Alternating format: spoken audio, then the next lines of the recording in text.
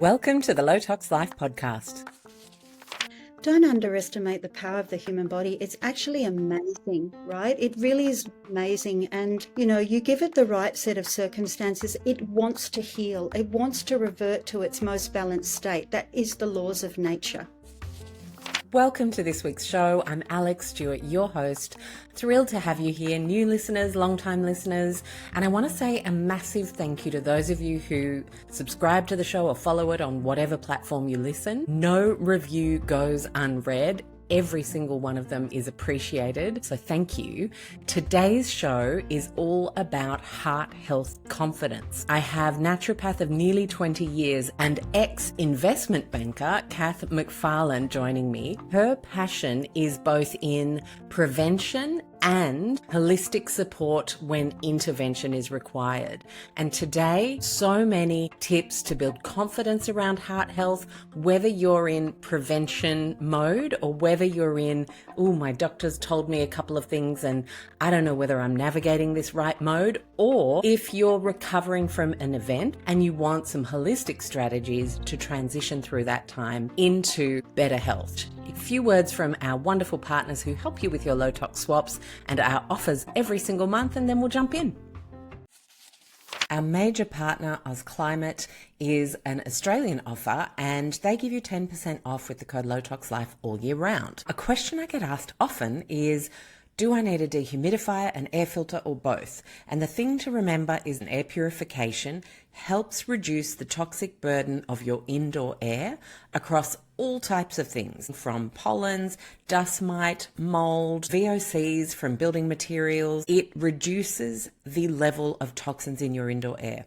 Dehumidification reduces the moisture in your indoor air, helping you prevent the growth of mold and the contamination of your soft furnishings, clothes, and of course yourself, because when it's over 60% humidity, mold is then given the perfect environment to grow. All it needs is dust particles or any kind of soft furnishing that it can grab onto, and it will literally start its job of multiplying and decomposing things. So dehumidification is for moisture control, reduction, and of course, therefore, the prevention of the growth of mold in your indoor environment. And air purification is for the overall reduction of toxic burden of a multitude of things for your indoor air. So hopefully that helps answer that question. A big thank you to AusClimate for being our partner, and let's get into the show. Kath, hi, how are you? Hello, I'm great. Thanks for having me on today. I'm really thrilled to have you here. I think the naturopathic perspective is not only a perspective, but also an incredibly effective set of tools that we can bring in, both preventative, supportive, curative, and it really just depends on the situation. I'd love to just hear a little bit more about what drew you to naturopathic practice when you knew you wanted to be a health professional. Wow. Okay. Well, I'll trim an epic and keep it. Yeah. There we go. But before I was a naturopath, I was an investment banker. So I was on the trading floor and doing commodity derivatives for a long time. And I didn't really do it with, it wasn't my heart and soul. I did a good job, but I wasn't really doing what spoke to me. And at the same time too, I had a phobia of doctors and so forth, and I wanted to have a baby. So I started studying anatomy at night school to get over my fear. And from that, it led to nutrition and herbs. And I finished my study for naturopathy while I was a banker. And I loved it so much, I transitioned across from banking to naturopathy. Wow. And I think if we talk about the stats of heart disease and investment bankers, that is a very high chronic stress environment. What did you notice for yourself that was happening in your own body as you started to become more aware through the study of naturopathy? That's the first part of the question. Yeah. And do you feel like this was almost a remedy response in your own life? Hugely a remedy. But in terms of, I think back about the 25 to 35-year-old Kath, what was I like? My diet was terrible. Um, my sleep was terrible. And we can get away with a lot of that when we're younger. Our body's filters can process a lot more when we're younger than when we're older. But I noticed that, although I wasn't aware of what I was missing out on in terms of good health back then, I just had my head down and my bum up and I was working hard, but I really wasn't listening to my body. The evolution of being a naturopath and stepping away from that industry has helped me gain the knowledge and then turn it back onto myself to go, actually, oh no, my thyroid wasn't working as well as it should be, or my diet is definitely not giving me energy. I'm deriving my energy from adrenaline, not food. So I've learnt sort of from one side of the spectrum to the other on, a poor diet and what a poor diet feels like in your body to what a good diet feels like in your body. Yeah, and it makes just the hugest difference.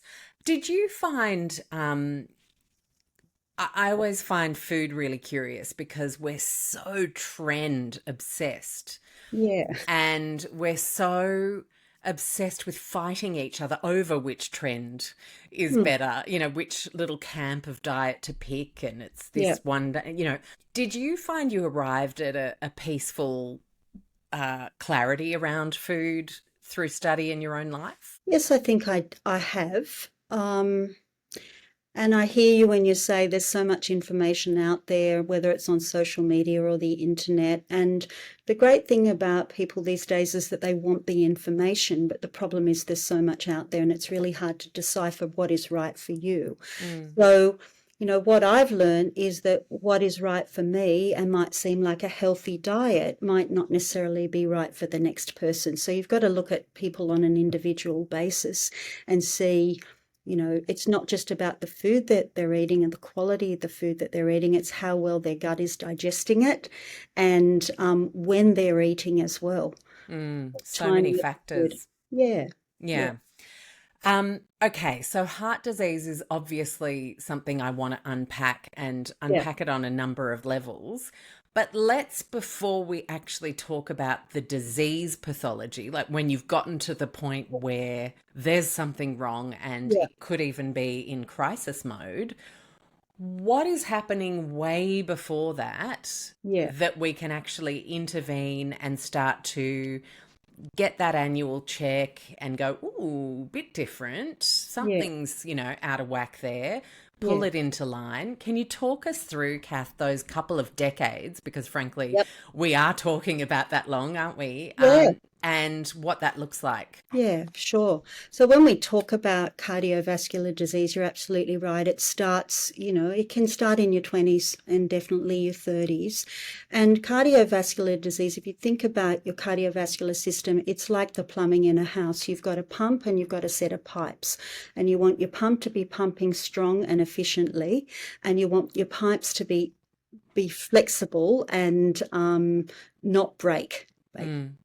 So what makes a pipe in our cardiovascular system break? It's an injury to the internal tissue of the arteries, right? Okay. And that injury starts in your 20s and your 30s from things like smoking or vaping or, let's say, industrial chemicals or pollution or even infections like periodontal disease. We know that there's a big relationship between inflamed gums and heart disease. We've known that for a long time. Other things that start that internal injury within the arteries will be things like too much sugar in your blood. Thick, sugary blood creates these little micro tears within the sites inside the arteries. And once you start that injury within the arteries from an early age, you get an inflammatory response as the immune system tries to repair the damage to the internal lining of the arteries. And that's the kickoff of cardiovascular disease. It's all about injuring the vessels. And then in your response with your immune system to repair the vessels, they become blocked and or rigid. So it's like a pipe in your house becoming old and cracked or blocked or rusty. Or the flexi hose finally kind of Yeah, giving way. yeah. And when you say repair creates the blockage, what does that mean? Can we unpack that a little bit? Yeah, so let's say you've been smoking or you've been exposed in your blood to some type of irritant.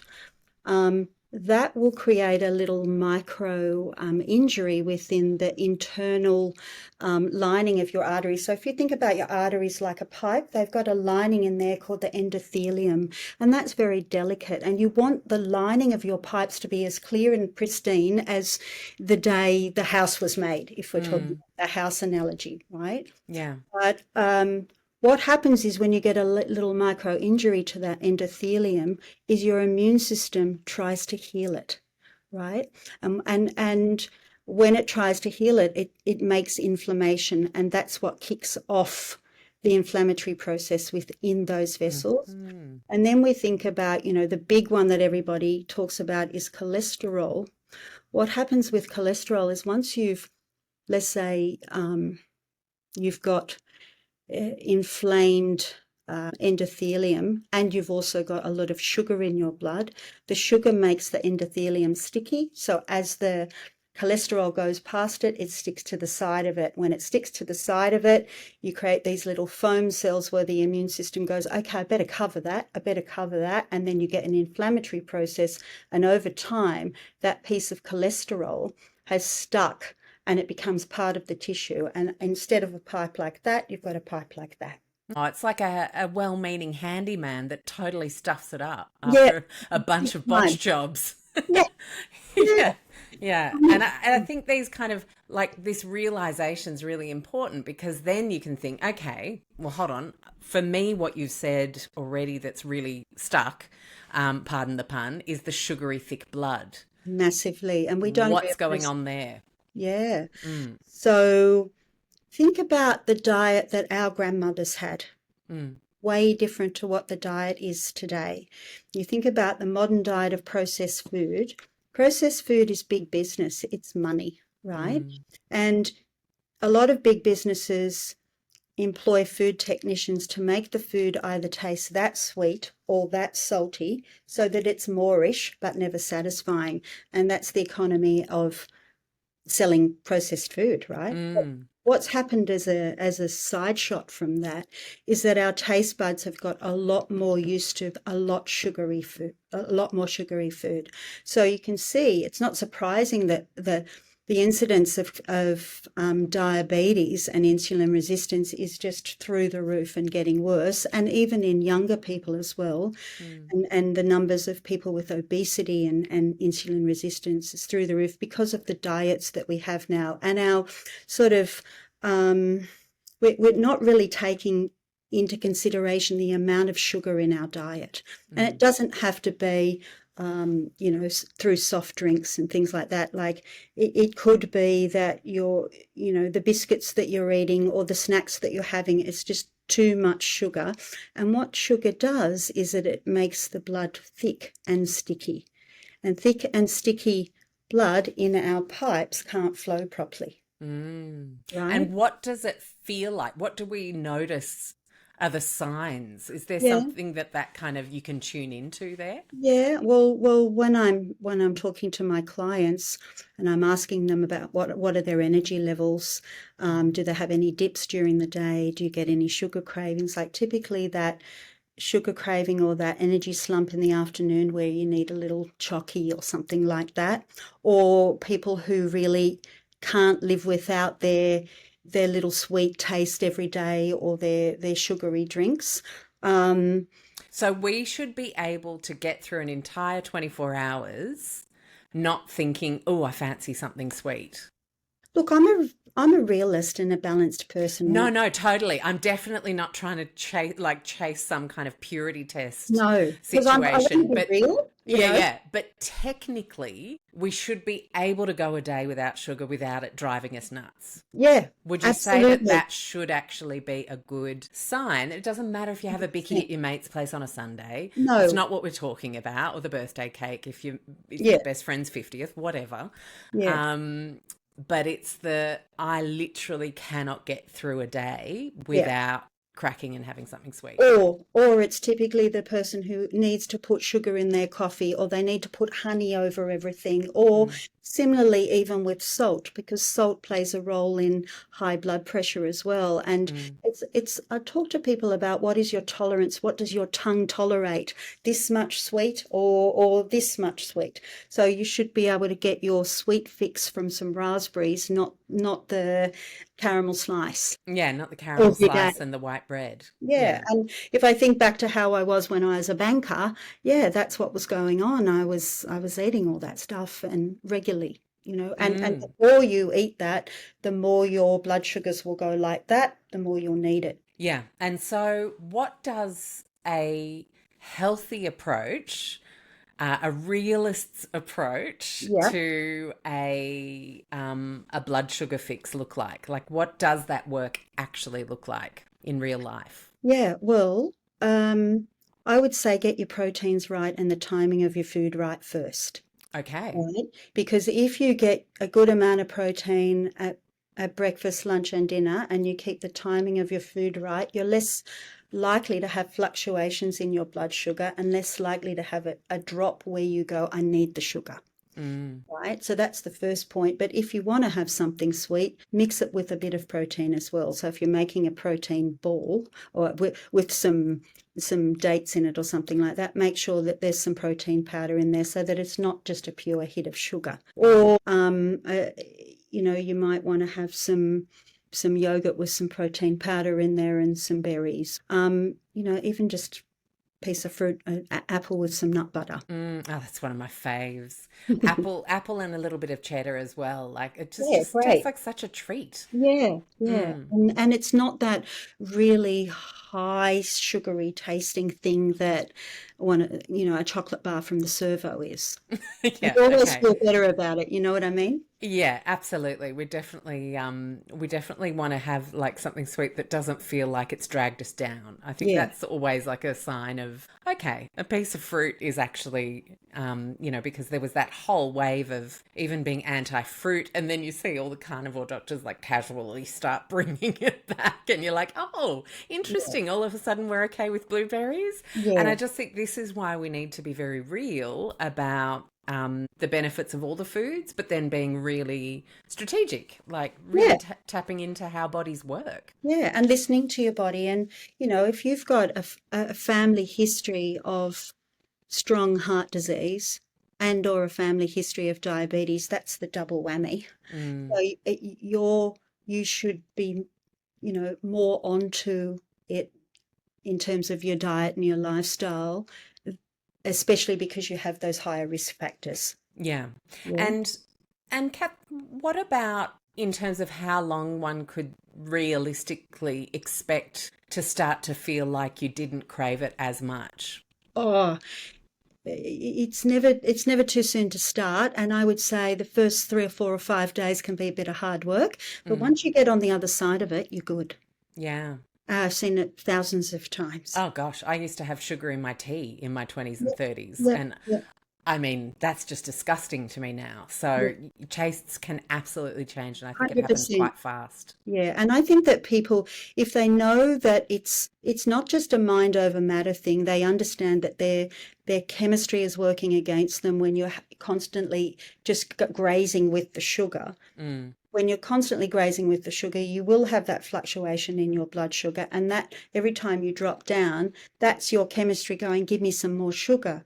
Whereas if you eat the protein and you get the timing of your food right, you won't get you won't get those urges for the sugar so much. And timing, are we talking breakfast, lunch, dinner, about 5 hours between? Is that roughly? It really depends on the person, right? It really depends on the person and their age and their gender.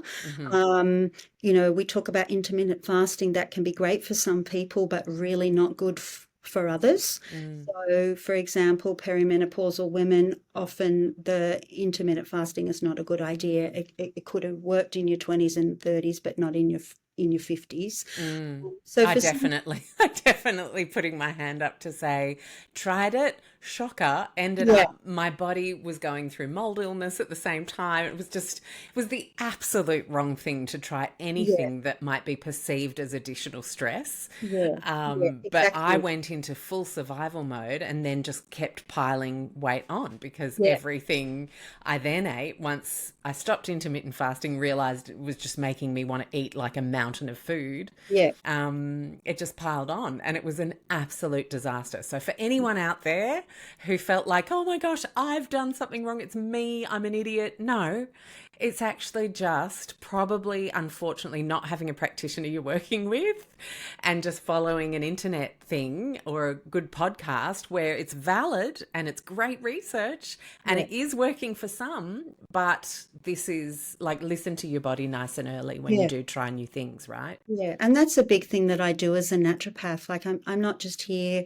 making a plan for someone. I'm helping them listen to their body. I'm listening to their body, and then I'm hoping that by the end of their time with me, they're able to move forward with proactive healthcare themselves because they're able to listen to those small signs that their body gives them early on. And that's when we think about cardiovascular disease, as you said before, it's silent for decades, as are a lot of the big diseases, right? And that's where the doctors come in at the crisis end of the curve, and us naturopaths are here listening for those subtle signs early on, whether that's something to do with your gut, something to do with your energy or your sleep or your diet or your hormones or your skin or your liver or what have you. Your body is always giving you a report card of what's going on.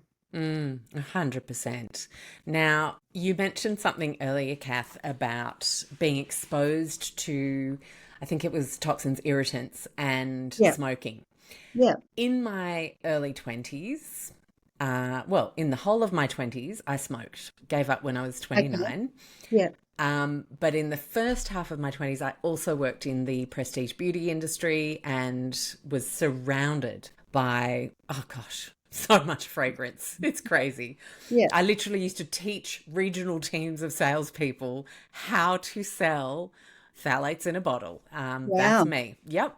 Hey. And so we all have a past. You've got your investment banker past, and it just goes to show that you don't know what you don't know. Like we were proud. It was beautiful French heritage and history and workmanship and, tradition. And like, I think a lot of people hate themselves for what they didn't know. And I just feel a huge amount of compassion for what, you can only do your best in the life and lens that you currently have. 100%. And look, my other message to people is that don't underestimate the power of the human body. It's actually amazing, right? It really is amazing. And, you give it the right set of circumstances, it wants to heal. It wants to revert to its most balanced state. That is the laws of nature, right? Exactly. So if you give that body and you think about your body like a racing car. So it's got an engine out the front and a set of filters out the back. And when you're born, or when you get the racing car and it comes out of the showroom, it's new and ready to go. And that's like our bodies. But as the decades go by, our filters get a bit of wear and tear. But if you can look after your filters, they will continue to do their job. And it's never too late. Okay, so that's my question. For someone out there, maybe just new to thinking about reducing environmental toxin burden, cleaning up the diet, or people who hear something like, oh, this starts decades before, and if you smoked it, so it's, even if you're healthy now, it's still a disaster. It's not, right? Yeah. So can you comfort us in that particular category of, geez, my 20s were a bit of a disaster, and talk about what the bringing in of some good, solid naturopathic health insurance policies for our bodies look like to repair?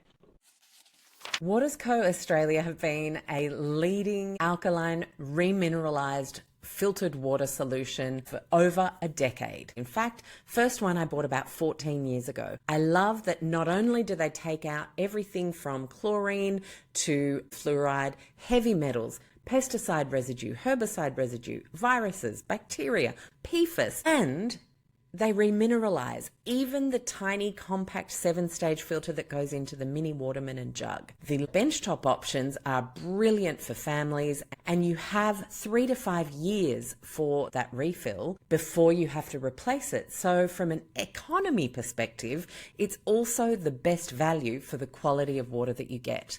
We literally don't leave home without one of our Waters Co products. You have 15% off with the code LOWTOX15 percentage symbol. You can use the auto applied code link in the show notes under YouTube or from our link in bio over on Instagram. Get 15% off site-wide. Very generous. It's one of my top low tox recommendations. Go check out which one is best for your home situation and budget and make the most of it. Let's get back to the show.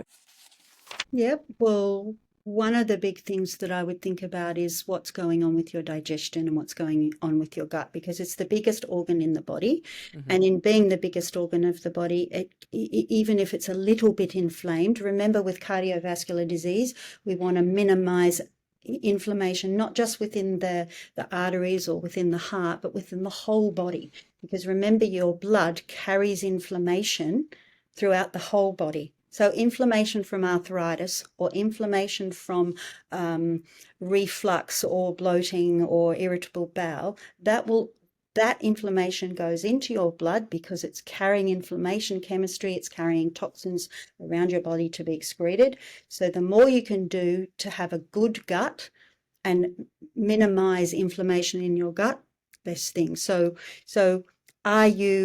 do you have reflux? Do you have bloating? What about constipation, diarrhea, abdominal weight gain? Ask those questions for yourself. And then you think about, okay, what about those feelings of arthritis or aches and pains? What can we do about improving that? And there's a lot of great natural medicines that we can consider, and also looking at your environment and making sure you're minimizing things that irritate you as an individual. So you'll think about irritants per se, like, you know, plastics or fumes or what have you, but you might be eating a diet that you think is good, but your gut is off. Well, that's an irritant to you. So understanding what things about your diet are a problem is a good place to start. And would you say irritant to you, and then we could add right now at this particular stage? Yes. 100%. Right. Yeah, 100%. because I've found in my own life, and I know speaking to lots of people, you can, change a couple of things up, have a healing period, and then actually increase the variety of foods. 100%. And it's very much a cumulative thing. Like other things that I would think about is your nervous system. So for me, two of the big key drivers of disease, whether it's cardiovascular disease or something else, is inflammation, which we talked about, and stress, how you manage stress. So adrenaline and cortisol coming out of your adrenal gland, if you're constantly pumping that out, and let's face it, who's not doing that these days? But if you're not mindful of how that's impacting your gut, that will be a blowtorch to your cardiovascular disease or your diabetes. Yeah, wow. And then that makes me want to ask a menopause question where our adrenaline and cortisol just tends to go a bit psycho and really pumps when we don't want it to. It's like, I know it's stressing out because there's something up with the hormones, and so it's trying to rescue the picture, but that can then play into this stat of women through midlife then starting to develop cardiovascular risks. Yeah, well, look, the thing about dropping estrogen is that estrogen is actually protective of our heart and it's anti-inflammatory. So, and it also, what happens when we start to lose our estrogen is we become more sensitive to old triggers. So you might be eating something in your diet that's been a bit of a moderate problem or a mild problem before. You drop estrogen and your inflammatory response to that food is way higher than what it was before. Right? I feel like I'm having a consult. Oh, I love it because it's true. I remember, broccoli yum, broccoli great, broccoli excellent. What the, And another thing that happens with your hormones when your estrogen and your progesterone drop is that the way you deal with glucose is not as efficient. So, I see four kind of key drivers that happen in perimenopause or can happen. One is the inflammation becomes more sensitive. So if you've got cardiovascular disease and your pipes are a little bit inflamed, they become more inflamed in perimenopause because of the drop in estrogen. Fun.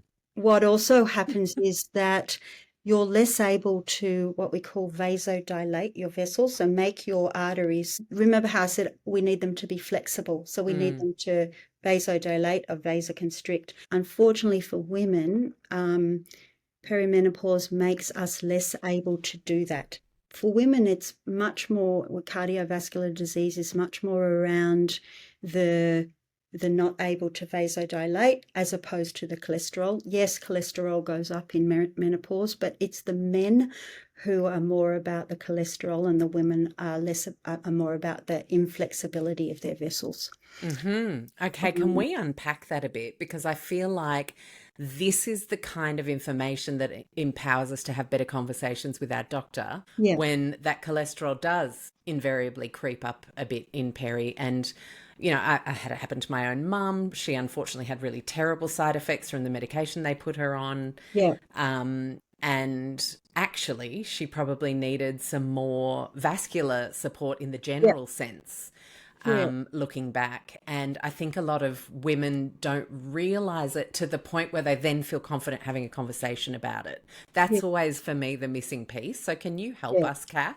Okay, I get this to the point where I can say, I actually want support with a vascular specialist, or I know I'm going to go see my naturopath before just jumping on statins. Yeah. And look, that's probably a good point to talk about. What is the conversation with the doctor? And I would say, if we think about the statistics of cardiovascular disease in Australia, it's, I think, the number one killer of Australian women. And it usually happens to men before it happens to women. So estrogen is protective of our heart. And then after perimenopause and menopause, that's when the women catch up and it's the same incidence. But what happens is there's more men diagnosed and caught with cardiovascular disease before women. And I think there's a couple of reasons for that. A, because it happens to men sooner, but also men's cardiovascular experience of the disease is more about the heart attacks and the angina and so forth, whereas women, it's the breathlessness, it's the not as fit as I was before, which feeds into that vascular part. Right. So I would always say from, say, 45 onwards or maybe 40 onwards, speak to your doctor, and you want to at least every year get those basic markers like your lipids, which is your cholesterol markers, triglycerides, get your blood pressure done.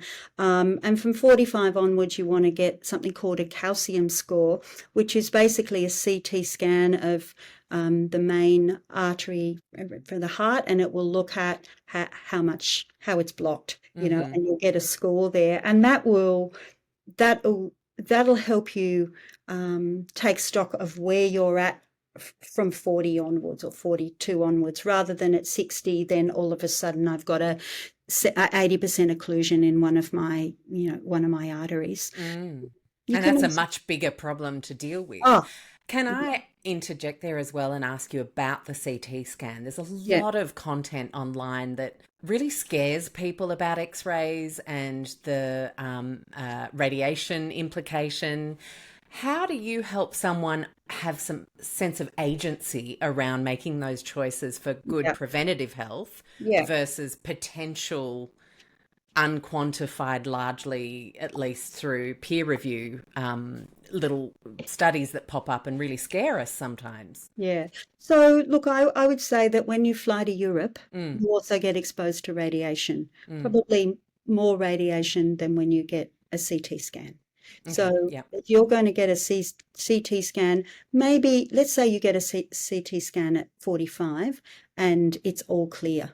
Well, the doctor is most likely not going to recommend that you get it done every year. Yeah.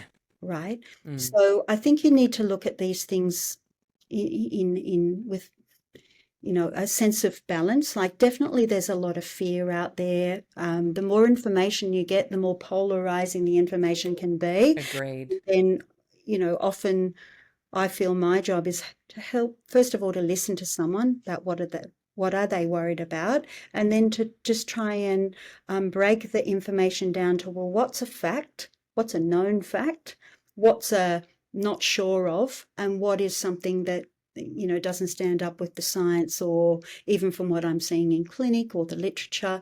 But if you've done a blood test and you've got high cholesterol, let's say there might be something going on with your liver, then and you're hitting 45, having a calcium score is a good idea, especially if you've got cardiovascular disease in the family, and way easier, non-invasive to get something like that than, 15 years down the track having a problem where you need major surgery.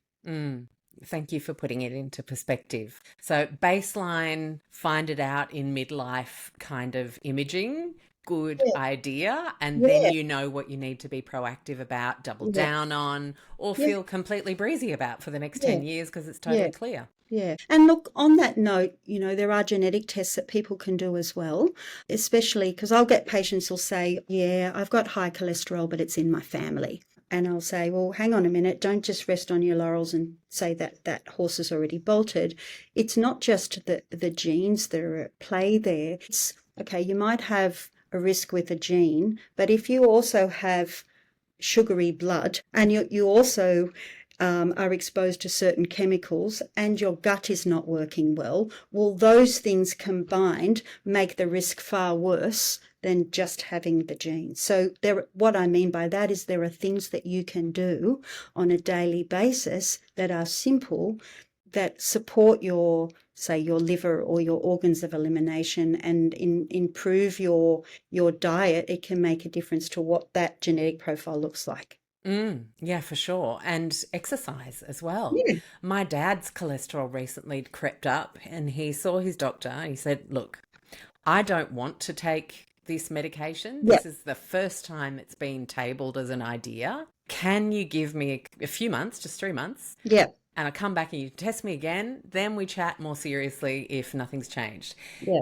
Anyway, best story is he decides to raise money for children's cancer doing cycling. And you had to do 350 kilometres of cycling in a month. And he asked me for a couple of tips, swapped out his toast. You've got to work with people where they are. So we went from toasted muesli to raw, just a few little tweaks. Have a couple of eggs and one piece of toast instead of two pieces of toast and one egg, just moderate. Like, it wasn't a huge dietary change, but the exercise was massive. Yeah.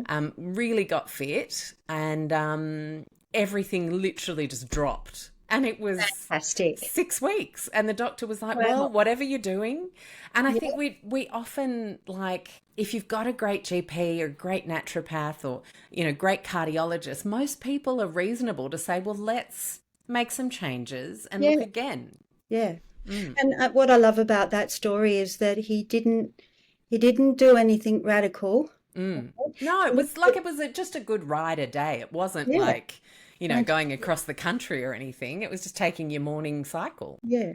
I'll tell you a story about a similar guy that I treated, 70-year-old man, pretty fit guy, very careful about his diet. I think he's a pescatarian, and it doesn't take any medications. And he, at the start of this year, went to his GP and his cholesterol was up and his blood pressure was up, and the doctor said, I want to put you on the medication. And he said, oh, look, give me a chance. And he came to me, and basically he was very diligent. He already had a great diet and he already had good exercise. Yeah. But he was pretty diligent with his beetroot juice.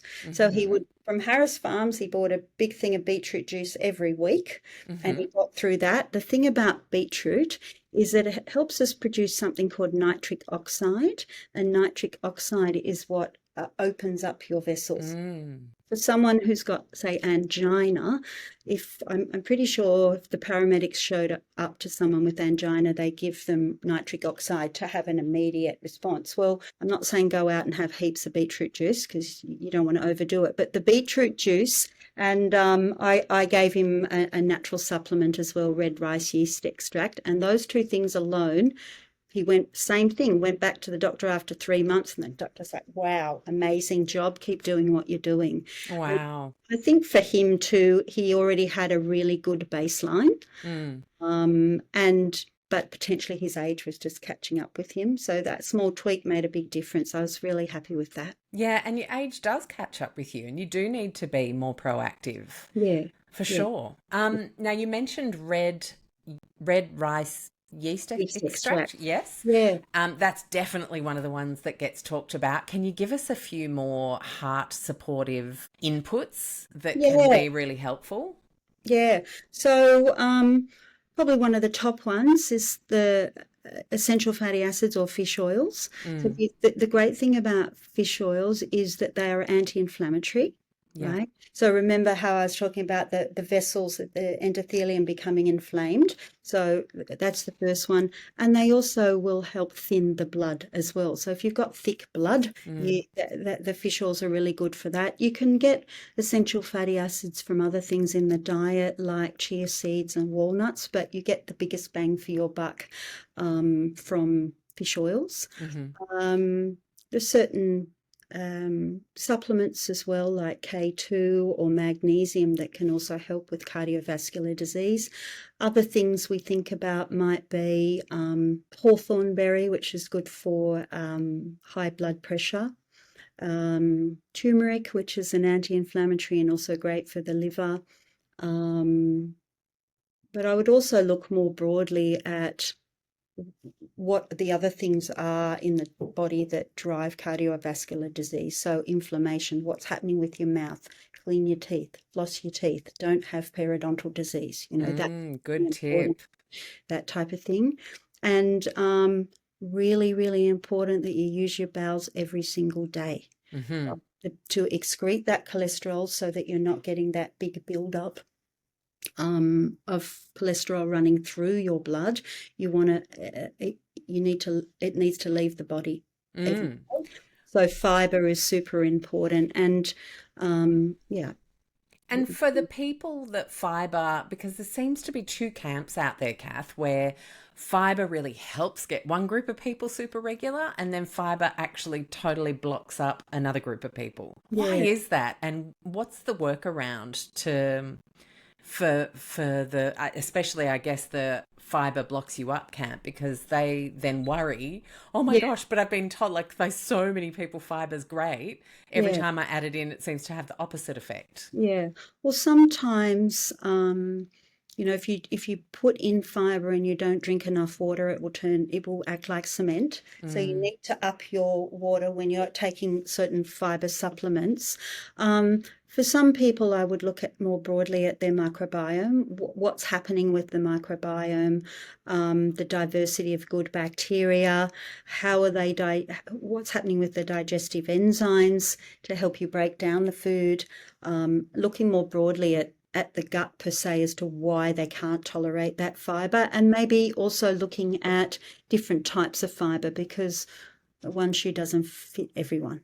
And when you look at different types of fiber, is that like a little experiment people could do on their own and think, is it going to be chia or basil seeds in some yogurt, or is it going to be the psyllium husk, or is it going to be lots of colourful veggies? Yeah. Well, people will usually know if they can't tolerate the vegetables, because when I ask about the diet, I can't eat too many vegetables, they don't sit well with me. Or you might see undigested food in the stool. Now, a little bit of corn or carrot is kind of okay, but it's still, to me, a sign that you're not breaking down those veggies properly. But if you get someone who's not able to break down their veggies, then I'll think, okay, what's going on with their digestive enzymes? Can we change the type of vegetables easier to digest? Maybe cooked veggies are better than raw, or less fibrous type of vegetables to consider. looking at it that way. A fibre that helps some people is partially hydrolyzed guar gum, or PHGG. That can be good for some people. Other people say things like fermented foods are great. Other people respond terribly to fermented foods. So again, it that's what a personalized consultation can help with, to help you find what the problem is for you. But I would just say, if you're struggling with fiber, start with, say, a half a teaspoon of chia seeds, if you can try that, whether it's a chia pudding or you put it in your yogurt, and start low and build up. Don't do 2 tablespoons, because chances are that will then turn into a brick in your gut. Yeah, good advice.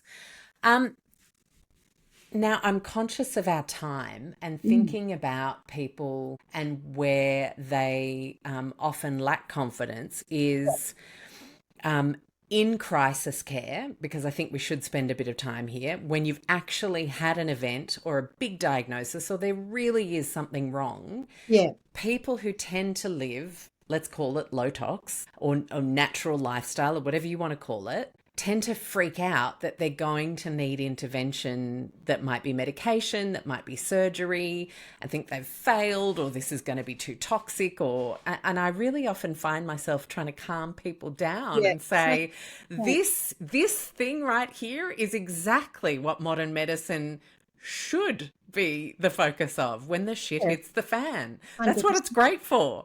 Yeah. So let's sort of change the mindset and appreciate it for what it is. Yeah. But then look at how natural interventions can support us when we are going through these times. Can you offer us some sage advice? Yeah, well, thank you for bringing that up, because it's something that I see a lot in my clinic over the years. I could imagine. People think that, they've failed if they have to take a certain medication. And sometimes I'll be there really supporting them and breaking down the information so that they can own it and understand why that medication is going to help them and why it's important, so that they're not frightened. Because a lot of the time, when you're faced with so much information on social media, the more information you have, you can freeze. That's part of the stress response. It's fight, flight, or freeze. Yeah. And the freezes do nothing, right? And when you're faced with a crisis, doing nothing is usually not an option,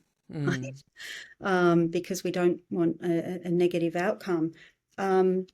So, if I've got a patient who's got a lot of occlusion in their arteries, meaning their arteries are 70, 80, 90% blocked. If they don't have the surgery to fix that, that is a plumbing issue. Once that cellular change and that blockage has occurred, we can't get rid of it. Right? So what we want to try and do is stop it ahead of time. But if you're at that point where you need some surgery or you need a medication, great, because that will put another 20 years on your life. Instead of maybe you're an accident waiting to happen. And where you can use your desire to want to live a low tox, healthy life is in the recovery, so that when they've cut that atherosclerosis out, you've got that diet working well for you, and you've got your organs or your body's filters like your gut and your liver and your kidneys working well, so that they can excrete all that cholesterol out of the body, and medication, so that you're a well-oiled machine with a medication. Right.